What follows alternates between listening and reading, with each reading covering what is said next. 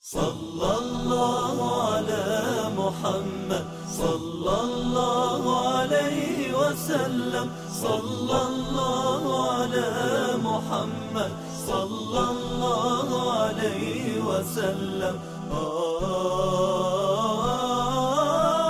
صلى الله عليه وسلم.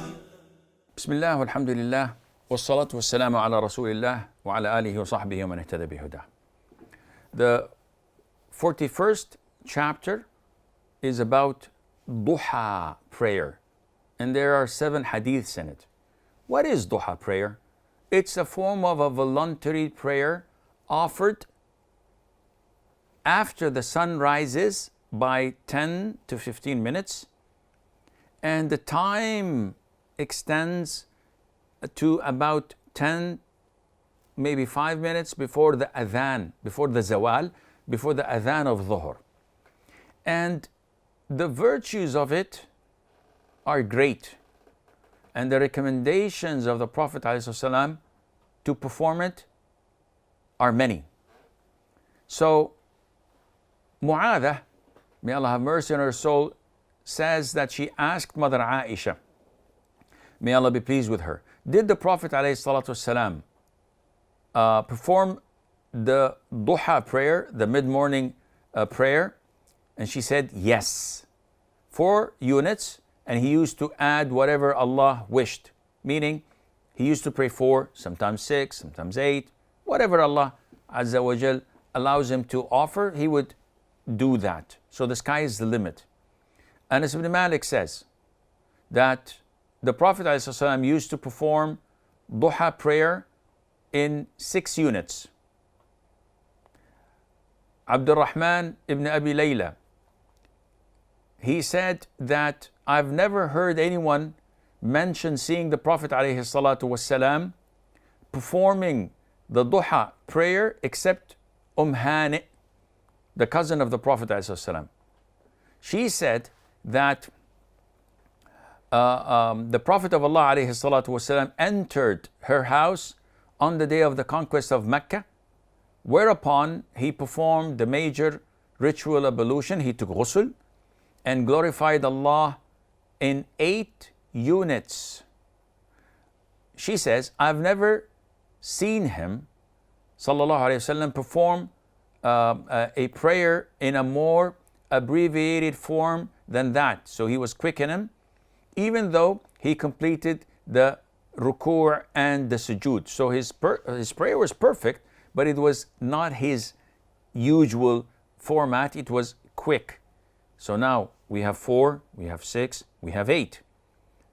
Abdullah ibn Shaqiq, may Allah have mercy on his soul, said, I said to Aisha, may Allah be pleased with her, I asked Aisha, was the Prophet ﷺ, was he used to performing the duha prayer? She says, no, except when he was coming back from a travel, when he traveled and came back from travel.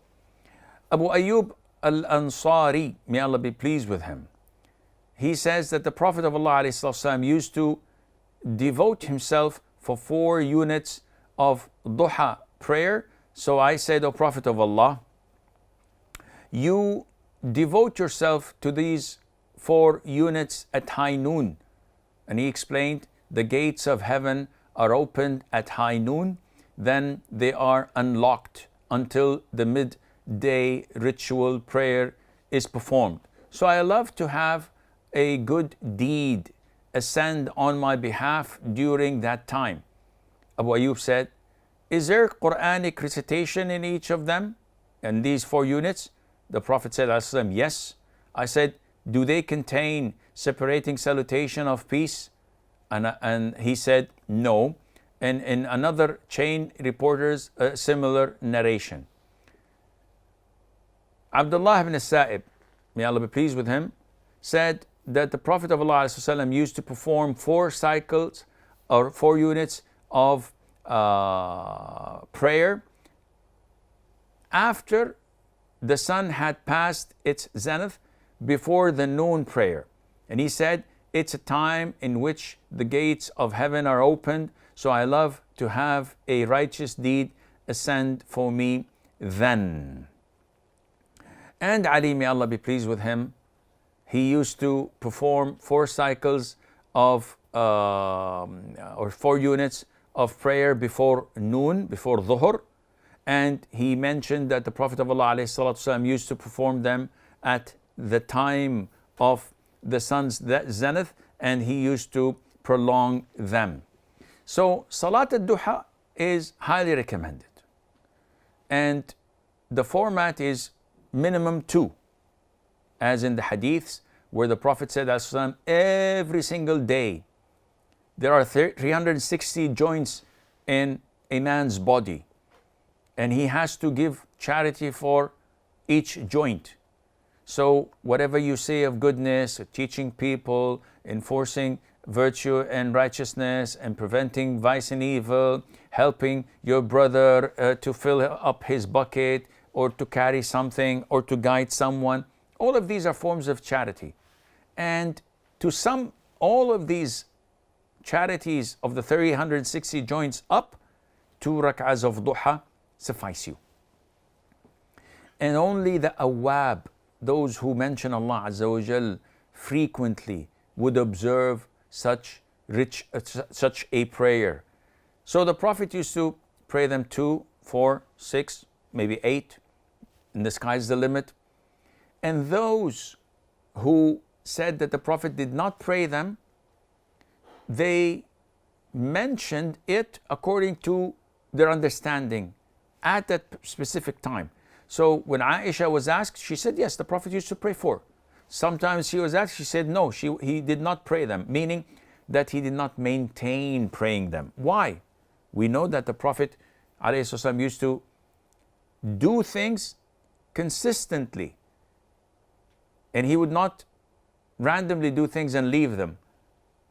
So the scholars said that the Prophet ﷺ did not, or was not consistent in praying duha, because he was afraid that it would become mandatory upon his ummah.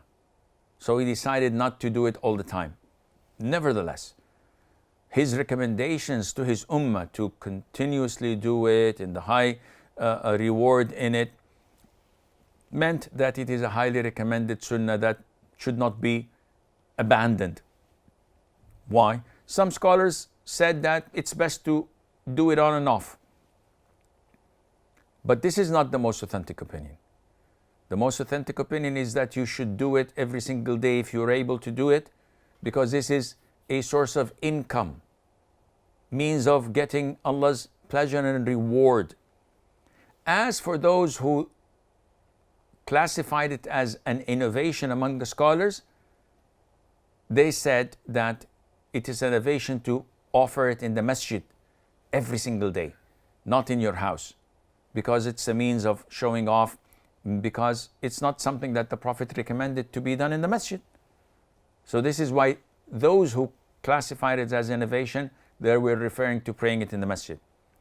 And out of the vast majority of scholars and companions, only Ibn Umar and Ibn Mas'ud did not approve of it to be prayed all the time, but the vast majority of companions reported and narrated that this was a highly recommended sunnah, both done by the Prophet ﷺ and recommended by him alayhi as-salatu was-salam. Wallahu a'lam, wa sallallahu wa sallam wa barak ala nabiyyina Muhammad. Sallallahu ala Muhammad, sallallahu alayhi wa sallam, sallallahu ala Muhammad, sallallahu alayhi wa sallam, sallallahu alayhi wa sallam.